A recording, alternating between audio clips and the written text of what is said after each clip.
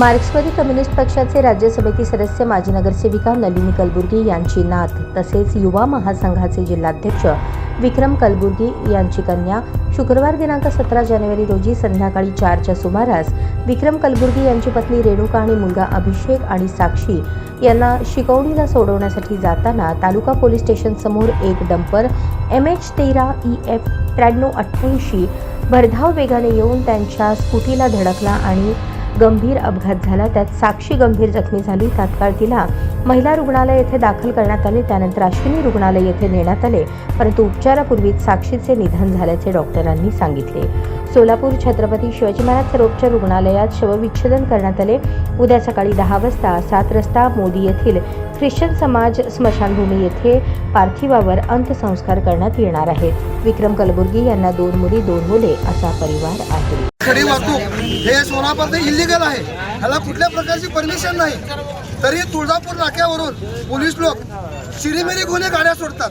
असे तर आमच्यासारख्या गोरगरीब लोकांना प्राणाला मुकावं लागतंय। त्यामुळे सगळ्यात पहिला तिथल्या अधिकाऱ्यांना सस्पेंड करा, नंतर हे खडी कुठनं भरली त्याचा परवाना निलंबित करा, हा लिगल एक इल्लीगल हे चौकशी करा आणि नंतर मग ह्या ड्रायव्हरवरती आणि मालकावरती गुन्हा दाखल करा, मनुष्यबळाचा गुन्हा दाखल करा। मनुष्यबळाचा साधा सुद्धा गुन्हा नाही। जे ऍक्सिडेंट झाले कोणाचं झालंय? एक मुलगीचा झालेला ऍक्सिडेंट आहे। किती वर्षाची आहे? काय झालं तिला? कुठं दुखापत झाली?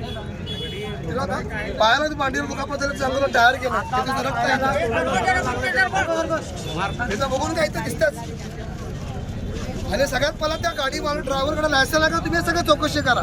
परवा दिवशी पण तिथं एक गेंटाळ चौकात एक लेडीज तिला जीवाला मुका 3 महिन्यापूर्वी पण अशीच घटना घडली सरस बिअर बार जवळ। एका लेडीजला डंपरच्या खाली असं तिला प्राणाला मुकावं लागलं। जड वाहतूकला मुळात परवानगी सोलापुरात नाही आहे, गाड्याला परवानगीच नाही। ही गाडी आता सोलापुरात कसा आम्हाला प्रश्न पडलाय।